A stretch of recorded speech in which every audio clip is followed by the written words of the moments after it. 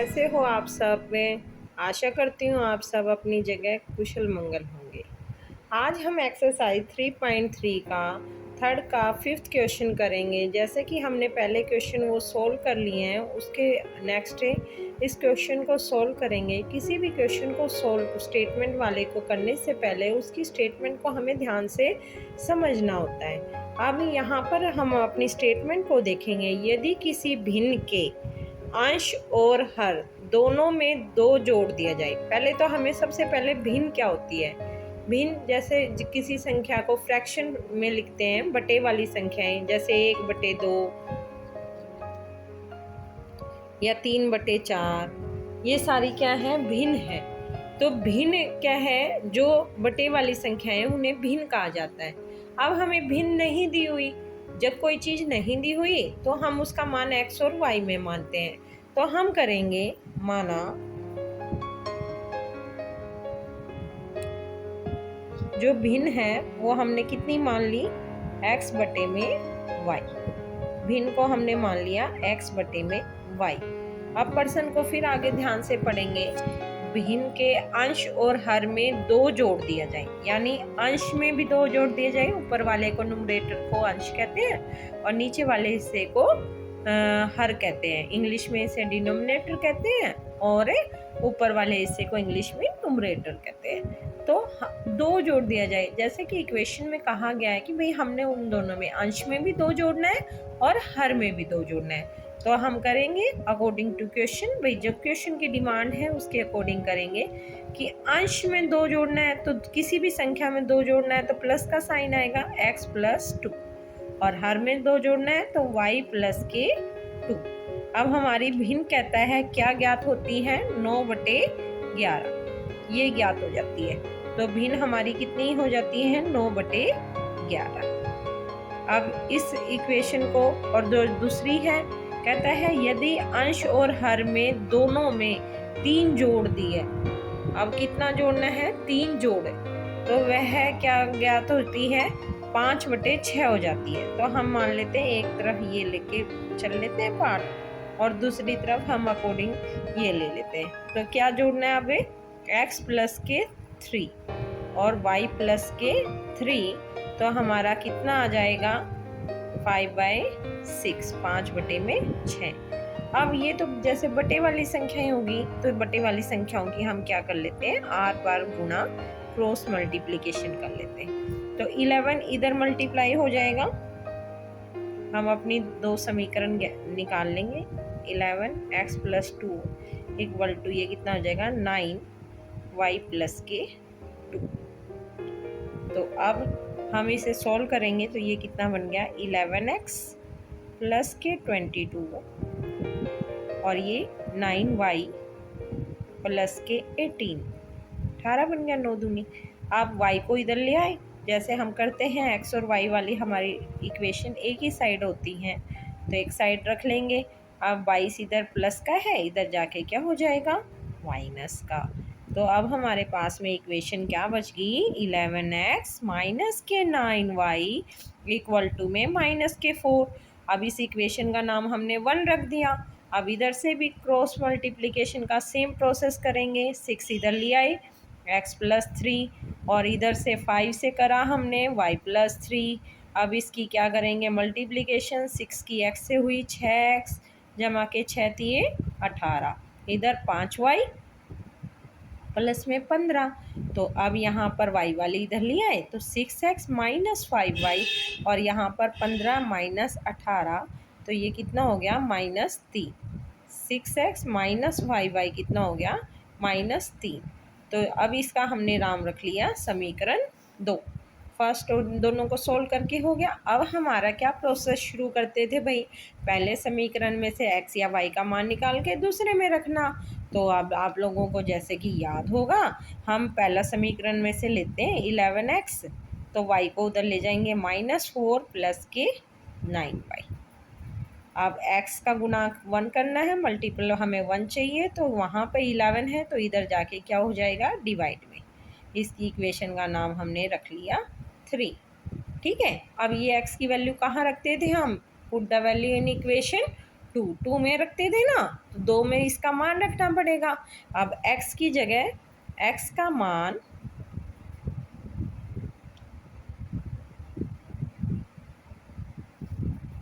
चलो हम इसी के नीचे लिख लेते हैं, हमारा यहाँ पे थोड़ा स्पेस कम था तो हम यहाँ कर लेते हैं।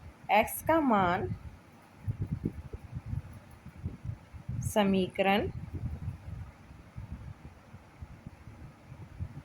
2 में रखने पर,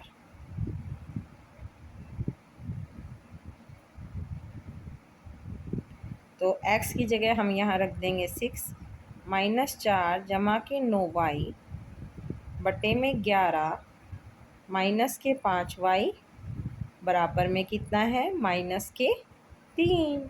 अब यहाँ पर इसकी क्या करेंगे हम, दोनों साइड इसके बटे में क्या दिख रहे हैं 11, तो 11 को हटाने के लिए इस इक्वेशन को क्या कर देंगे, किससे गुना कर देंगे 11 से। शाबाश। अब हम ट्राई करेंगे इसकी मल्टीप्लाई करेंगे, हमारे पास इधर स्पेस कम है तो हम इधर कर रहे हैं।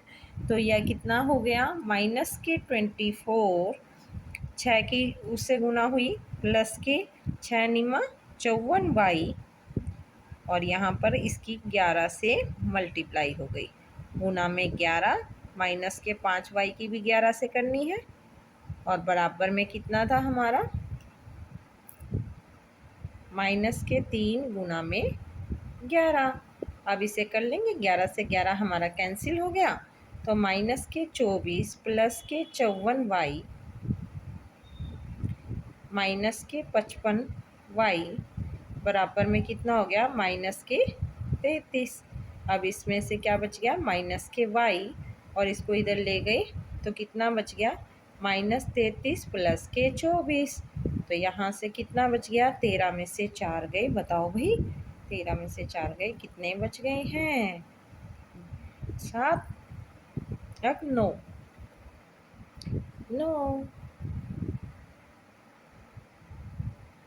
माइनस से माइनस कैंसिल।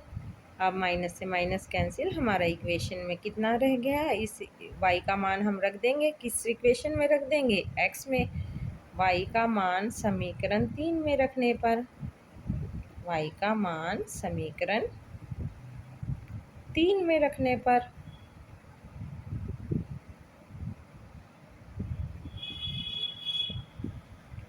पर अब y की जगह x ऐसा कैसा और -4 गुना में प्लस का था -4 प्लस में 9 गुना में 9 बटे में कितना है हमारा 11।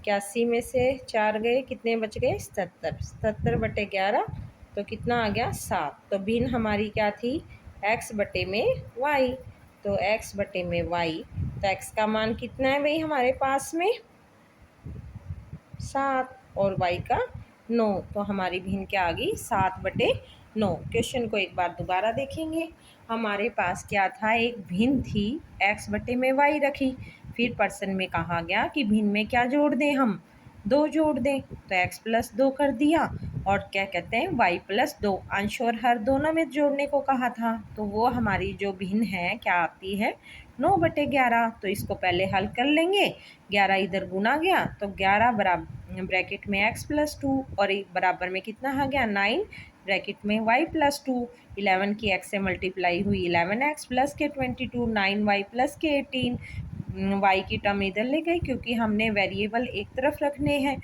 11x माइनस के 9y और 22 को इधर ले गए 18 माइनस 22, तो हमारे पास कितना बच गया -4। अब इस इक्वेशन का नाम हमने 1 रख दिया। अभी हमें क्वेश्चन में आगे कहता है कि अंश और हर में 3 जोड़ने पर, तो हम अंश और हर में 3 जोड़ दिए, 3 जोड़ने पर कितना बच गया 5/6। तो ये भी हमने आर पार गुना करी, 6 इधर गुना इधर 5 गुना, तो ये कितना बच गया 6 से गुना कर दिया और इधर 5 से, 6 से गुना करने पर ये 6x प्लस के 18 और इधर 5y प्लस के 15।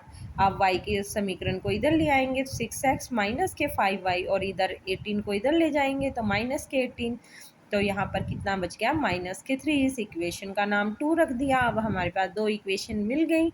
अब फिर हम क्या करते हैं, एक इक्वेशन में से x या y की वैल्यू निकाल के दूसरे में रख देते हैं, प्रतिस्थापन विधि हमारी यही कहती है। तो यहाँ से -9y इधर ले गए प्लस के 9y बन गए, 11 क्या कर देंगे हम अपोन में रह जाएंगे। यह हमारा तीसरा समीकरण बन गया। समीकरण 3 का मान या x का मान हमें 2 में रखना है। 2 में रखने पर 2 में रख दिया, x की जगह हमने वैल्यू रख दी माइनस के 5y और यह माइनस के 1, यहाँ पर 11 क्या था बटे में। तो इसका लघुत्तम लेने के लिए हम सरल विधि क्या कर लेते हैं, पूरे समीकरण को 11 से गुना कर देते हैं। पूरे समीकरण को हमने 11 से गुना कर दिया, तो 11 से गुना करने पर हमारा इधर भी 11 से 11 कट गया, माइनस के 5y किससे गया 11 से गुना हो गया और माइनस के 3 भी 11 से गुना हो गया। तो इधर कितना बच गया -24 प्लस के ये कितना बच गया 54y, 11 की 5 से गुना करी 55 माइनस के 33। अब y का मान माइनस के y और इधर 33 से माइनस के 24 इधर जाके प्लस के y का मान कितना आ गया 9। y का मान हम इक्वेशन 3 में रख देंगे। y का मान समीकरण 3 में रखने पर समीकरण 3 था हमारा x माइनस के 4 प्लस के 9 और यहाँ y था, y की वैल्यू क्या रख दी 9 अपॉन में 11। फिर हमने भिन्न हमने सोल्व करा तो यहाँ पर कितना बचा 81 में से 4 गए तो कितना बच गया 77। 77 बटे में 11, 77 बटे में 11 को हमने काट दिया तो हमारा x का मान कितना आ गया 7। तो भिन्न कितनी है हमारी 7 बटे 9। आशा करती हूँ आपको समझ में आ गया होगा। चैनल को लाइक सब्सक्राइब जरूर करें।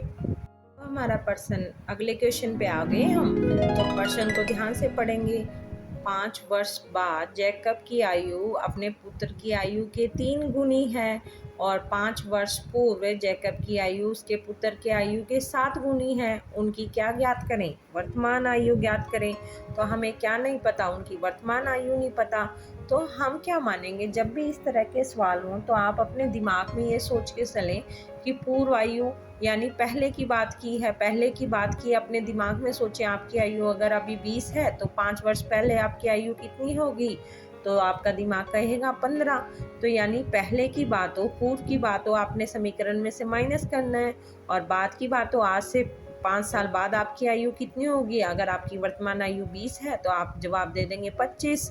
तो ऐसे ही हम अब सबसे पहले क्या मानेंगे, जैकब की वर्तमान आयु मान लेंगे। जैकब की वर्तमान आयु क्या है x, तो उसके पुत्र की आयु भी मान लें भाई, पुत्र की आयु हमने मान ली y। अब पर्सन के अनुसार चलते हैं हम। पहले 5 वर्ष बाद की बात कर रहा है, बाद में अकॉर्डिंग टू क्वेश्चन। तो जैकब की वर्तमान आयु से 5 वर्ष बाद तो 5 जुड़ जाएंगे उसकी आयु में और पुत्र की आयु में भी 5 जुड़ जाएंगे। अब वो कहता है पुत्र की आयु से 3 गुनी अधिक है, मतलब पिता की आयु 3 गुनी अधिक है। तो 3 गुनी होने के कारण अब ये समीकरण बराबर कब होगा, जब पुत्र की आयु को भी 3 से गुना कर देंगे तभी तो बराबर होगा। तो इसलिए पुत्र की आयु को भी हम 3 से मल्टीप्लाई कर देंगे। भाई पुत्र की आयु को बराबर 3 से गुना करने पर ही ये इक्वेशन क्या होएगी हमारी इक्वल होएगी। तो अब हम इसे सॉल्व कर लेते हैं जल्दी से, जैसे आप लोगों को आ गया होगा।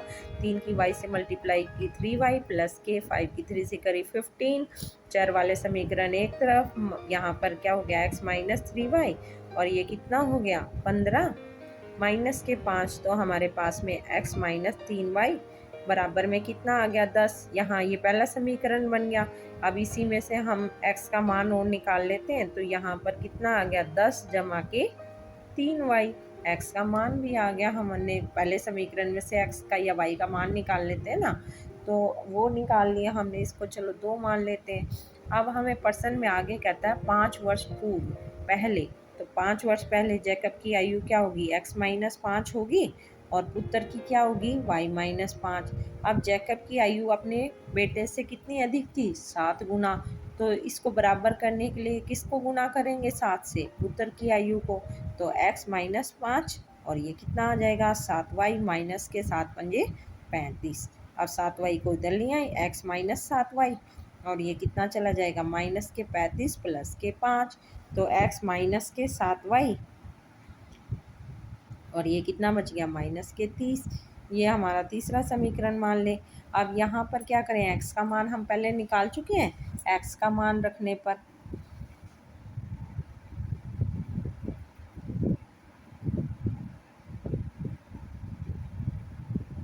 तो x का मान हमारा निकला हुआ है, कितना निकला हुआ है x का मान, ध्यान करेंगे 10 प्लस के 3y। तो x की जगह हम क्या रख देंगे 10 प्लस के 3y और फिर क्या था हमारा माइनस के 7y, इसी इक्वेशन में रखना है ना, और बराबर में कितना है माइनस के 30। तो तो हम अपना क्वेश्चन शुरू करते हैं। अब यहाँ पर बताओ माइनस का आएगा प्लस का आएगा। तो आपको पता है 10 को उधर ले जाते हैं, 7 बड़ा है 3, 3 बड़ा है 7, तो 7 बड़ा है, 7 के आगे जो निशान है वही आएगा माइनस के 4y। 7 में से 3 गए 4, माइनस के 10 और 30 माइनस के 10, तो ये कितने बन गए माइनस के 40।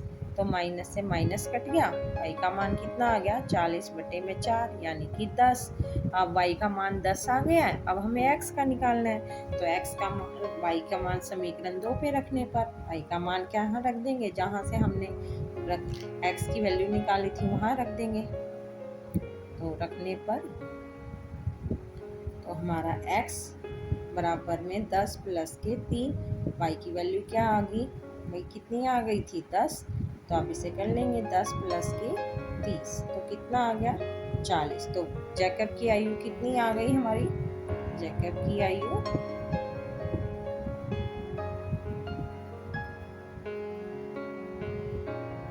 40 और उत्तर की कितनी आ गई 10। अगर आपको पसंद आया हो तो हमारे वीडियो को लाइक शेयर और सब्सक्राइब ज़रूर करें। और ऐसी वीडियो को जानने के लिए, देखने के लिए आप हमें कोई भी आपको क्वेश्चन नहीं आया है तो आप उसको कमेंट बॉक्स में पूछ सकते हैं, मैं उसकी वीडियो बना के आपको शेयर कर दूंगी। आशा करती हूँ कि आपको ये वीडियो समझ में आई होगी और आप मेरा मनोबल बनाने के लिए मेरे चैनल को ज़रूर सब्सक्राइब करेंगे। Thank you.